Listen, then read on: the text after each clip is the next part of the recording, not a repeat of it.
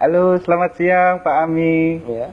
Selamat siang. Iya Pak Ami. Saya perkenalkan, nama saya Dimas dari Bang Pak. Ada apa Mas? Boleh minta waktunya 2 menit sebentar aja Pak. Saya ada kabar gembira buat Pak Ami. 2 menit ya? Iya, monggo. Begini Pak, ceritanya saya ingin menawarkan ada produk kami terbaru, Red Card Platinum kami untuk Bapak. Kebetulan Bapak yang terpilih jadi calon nasabah kami. Cashback, melakukan pencairan dana tunai 30 juta, 2 hari Pak pencairannya. Gimana Pak? Bapak tertarik? Apalagi ini belum ada bebasan annual fee tahunannya Baik, Pak. baik. Sebelumnya saya boleh tanya dulu ya? Boleh Pak? Nggak masalah ya? Baik. Mas Dimas Muslim?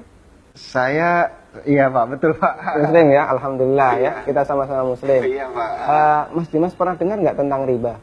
Iya, pernah dengar. dengar ya? Iya. Pernah kebayang bahaya riba nggak? Bahaya riba? Iya tahu Pak. Mungkin pernah dengar hadisnya atau ayat Qur'annya? Pak, Pernah. tapi Pak, bagaimana? Masih tertarik Pak dengan kartu kredit platinum kami Pak? Nanti kita lanjutkan. Saya boleh cerita dulu? Ya, boleh. Ya? Jadi gini Mas Dimas. Coba Mas Dimas bayangkan kalau ada orang yang berzina sama ibunya. Kira-kira respon masyarakat gimana? Semua orang sepakat jelek ya?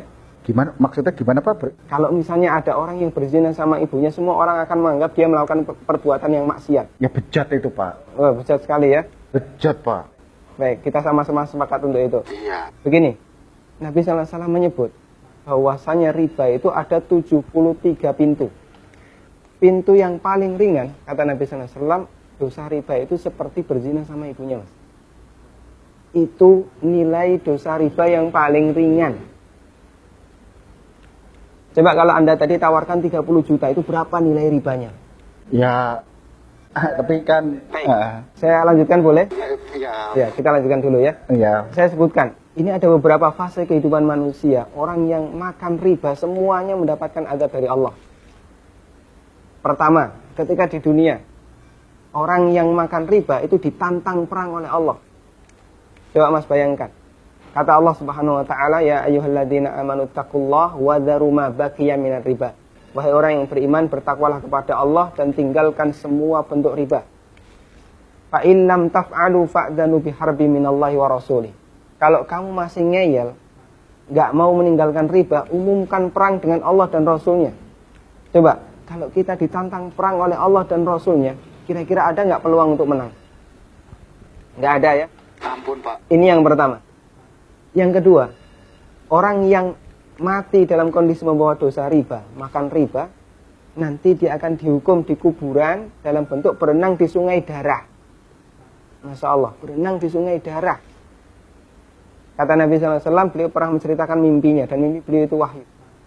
Nabi SAW pernah melihat ada orang yang berenang di sungai darah, kemudian di tepi sungai ada orang yang membawa batu. Setiap orang ini berenang menepi, dilempari batu ke mulutnya, kemudian balik ke tengah. Ini yang kedua. Di alam kubur, dia mendapatkan azab berupa berenang di sungai darah. Yang ketiga. Masih ada yang ketiga Pak? Iya. Siap mendengar? Masih sanggup mendengarkan? Iya Pak. Iya, tapi saya lanjutkan ya. Iya Pak. Yang ketiga, ketika orang ini dibangkitkan oleh Allah dari alam kubur, dia dibangkitkan dalam kondisi sempoyongan, Mas. Allah Subhanahu wa taala bercerita, alladzina ya'kuluna riba la yaqumuna illa kama yaqumul ladzi yatakhabbathu syaitan minal mas. Orang yang makan riba, mereka akan dibangkitkan pada hari kiamat dalam kondisi sempoyongan seperti orang yang kerasukan. Iya Pak. Artinya yang lain berjalan normal, dia sendiri sempoyongan. Menyakitkan. Kemudian yang keempat, tadi sebelum hisab ya, ketika dia dibangkitkan sebelum hisab, dia sudah disiksa. Yang keempat, setelah dihisab, orang yang makan riba itu kan makan harta haram ya. Iya Pak. Makan harta haram, Pak. kita sepakat itu. Kalau kemudian daging kita tumbuh dari sesuatu yang haram, berhak nggak dapat surga? Enggak Pak. Layak nggak dapat surga? Enggak Pak. Sementara tempat di akhirat cuma ada 2 pilihan. Kalau nggak surga, neraka Pak. maka kata Nabi SAW, kullu lahmin nabata bin suhtin, setiap daging yang tumbuh dari sesuatu yang haram, kata beliau, annar aulabi. Iya Pak. Neraka lebih layak baginya. Coba Mas Dimas bisa perhatikan, dalam 4 fase kehidupan orang yang makan riba itu semuanya sengsara. Ketika masih hidup di dunia, dia ditantang perang oleh Allah. Ketika mati dia berenang di sungai darah. Iya, Pak. Ketika dibangkitkan dalam kondisi sempoyongan, setelah hisab dia ditempatkan di neraka. Iya, Pak. Masya Allah. Masih ada tawaran yang lain? Ampun, Pak. Masih dilanjutkan?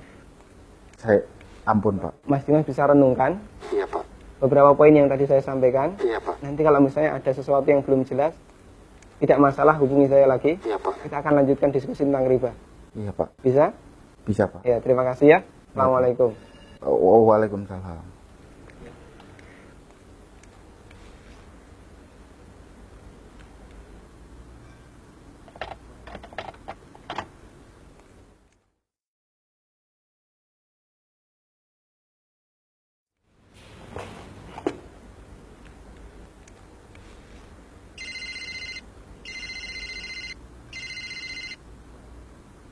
Iya.